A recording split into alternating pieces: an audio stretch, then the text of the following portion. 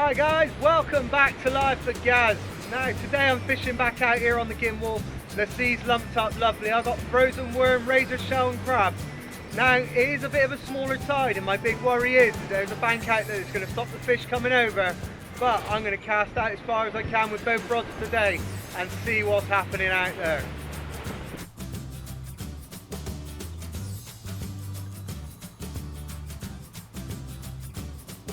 Since I started here at high tide fishing the ebb, not a lot usually happens in this area at high tide. It's usually a little bit after. So I took the advantage of this time to actually make some baits up.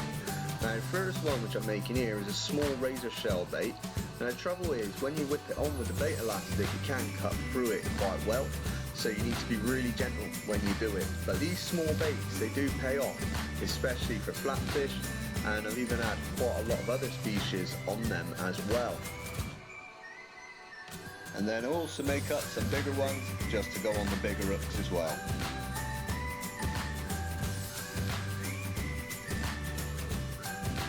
Half an hour after high tide, I got my first bite. Now the trouble is, the water doesn't run very well at this sort of stage, and my theory is there's not enough pressure there to set the hook against the weight.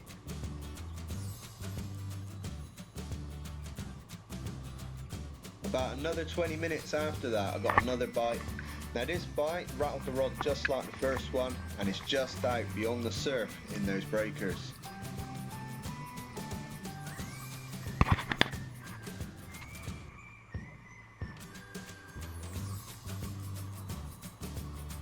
Only being a very small tide, almost as soon as I struck into this fish and had a few turns on that reel, that fish was up on the surface, and you might be able to see a bass kicking around through the waves as I'm pulling him in.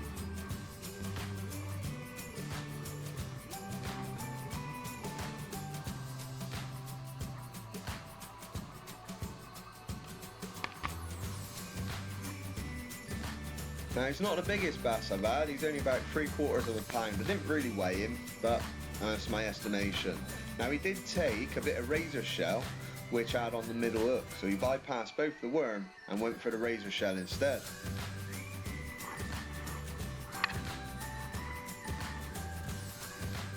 With the sea as choppy as it is, then it looks a little bit dangerous to actually go him all the way down to the bottom to be able to release him. So I got as far as I could down those steps before the waves started to reach me, before having to unfortunately lob him over the top of the wave and into the water behind it.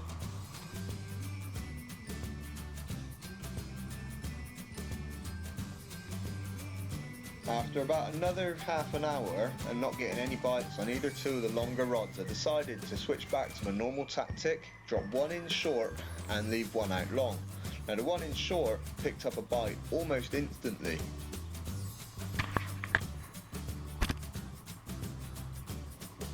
Now the fish that followed in was my first flounder of the night, in fact my only flounder of the night, and incidentally was the only little fish which ever decided to touch the worms which I'd put out that night for him.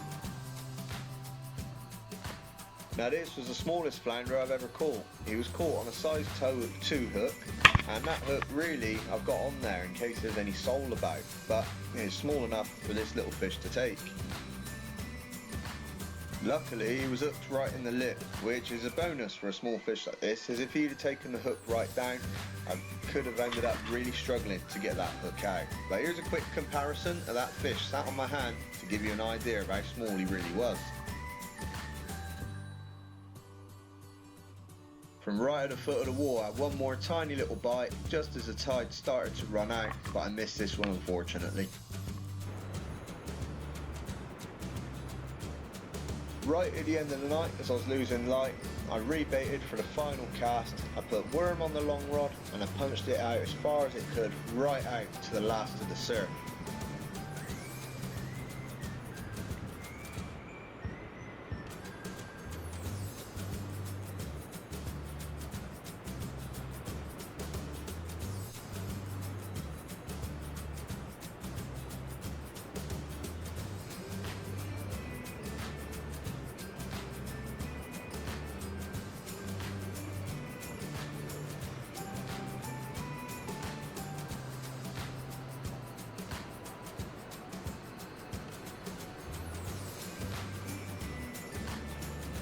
On my shorter rod, I baited up with worm on the top hook, worm on the bottom hook, and a bit of razor shell in the middle. Now this one, I only threw in about 50 yards out, where there was a small gully with a little bit of deeper water. Now I say deeper, I reckon this water was probably about 18 inches deep at the time.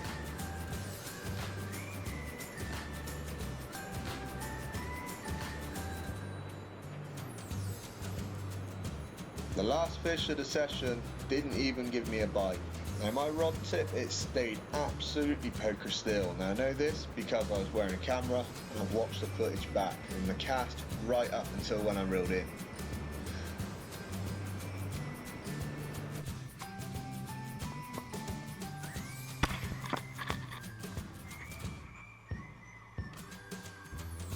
As soon as I started reeling this in, I knew I was into an alright fish. You may be able to see on the rod as the rod's juddering about, which is characteristic of flatfish skimming across the bottom.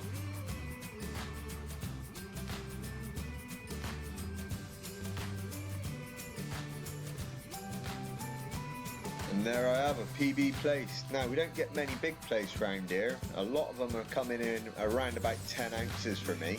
But this one weighed 15 ounces and was 36 centimetres in length. Well, I hope you liked this episode of Life of Gaz. It was an enjoyable session. We had maybe the smallest flounder I've ever caught a bass and a PB plaice for Life of Gaz, which is great news. Now make sure you hit that blue subscribe button just here. Check out the link to my last video just there, and also check out my playlist just up here.